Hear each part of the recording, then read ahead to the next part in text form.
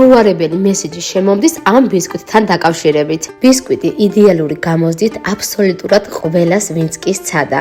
არასდროს ჩავარდნიათ მათაც კი, ვისაც პირველად ჰქონდათ შეხება ბისკვიტთან. ძალიან ბევრ ქვეყანაში იყენებენ ჩემი ბისკვიტის რეცეპტს. უამრავ სტუმარს უმასპინძლდებიან ამ საოცრად გემრიელი ბისკვიტით. კი, ასეთი მესიჯები შემომდის ყოველდღიურად ჩემს სოციალურ ქსელში. ძალიან ბევრი მადლიერი ადამიანი მყავს, რომელთაც ბისკვიტი არ გამოსდიოდა და ჩემი მეთოდით იდეალური ბისკვიტი გამოსდით. ხო და ვისაც არ გამოგიყენებიათ ჯერ კიდევ ეს მეთოდი ბისკვიტის გამოსაცხობად, აუცილებლად უნდა სცადოთ. და ნახავთ, რომ არც ერთი ადამიანი არ დარჩებით გულდაწყვეტილი. ახლა კი გეტყვით, როგორ უნდა მოამზადოთ ჩვენი გემრიელი ბისკვიტი, რომელიც არ ჩაგივარდებათ.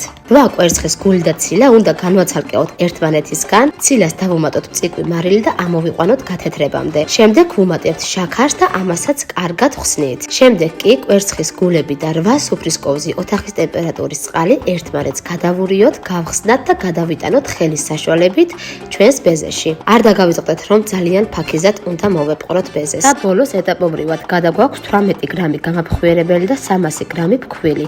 ვაცხობთ 150 გრადუსზე ზედა ქვედა წვაზე. რაიმე კითხვის შემთხვევაში მომწერეთ, აუცილებლად გიპასუხებთ. მოდით ახლა შუაგულიც ვნახოთ და აი ისიც. ალბათ ამჩნევთ კადრში თუ როგორი ჰაეროვანი და ფუმფულაა.